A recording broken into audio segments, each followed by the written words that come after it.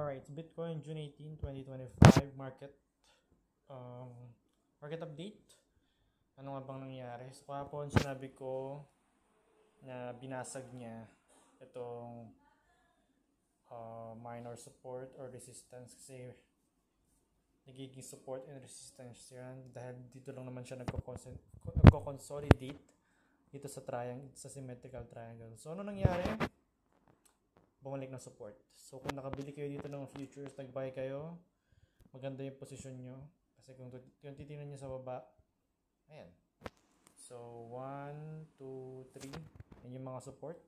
So kung nag-buy kayo dyan, maganda ang position nyo. Kung bumalik man dyan, close nyo, okay lang kasi break even lang naman. So what to expect? Volatility kasi mayroong FOMC meeting sa US ngayon. Kung magkakat ba ng rates? Kung magkakat ng rates, mag-i-inject ng pera US or magpiprint ng money, pero most likely hindi. Sabi nga ng mga analysts, most likely hindi magkakat ng rates today. It's either around July to September. So sana mangyari para magkaroon ng alt season and mag-pump yung price. So ano na-expect ko? Dito sa structure niya, maglalaro-laro pa lang dito. It's either magko-console lang dito and then tataas, bababa, tataas. Ang pinaka-antay talaga natin dito is pumunta siya ng support and resistance para mag-position at bumasag dito sa symmetrical triangle. Huwag sanang bumaba. Okay, dahil pag bumaba yan, delikado tayo.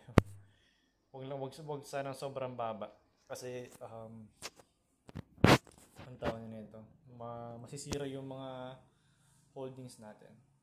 Ethereum, same, Conso, nasa gitna ng box na to. Nothing new, matagal, pero maganda ang nangyayari sa Ethereum. ETF, JP Morgan nag-adapt sa Ethereum, Whales bumibili ng Ethereum. So mas maganda yung performance ni Ethereum when it comes to institutions, buyings, adoptions. So sana mangyari pa yung altcoin season. So hindi natin alam. Solana ETF July 2. So makikita natin at sana maging positive news na yung mga susunod na week or days. Sana maging merry ang 2025 natin. Sana sumabog yung mga crypto natin. So yun lang guys, bukas ulit for a new update. Peace out.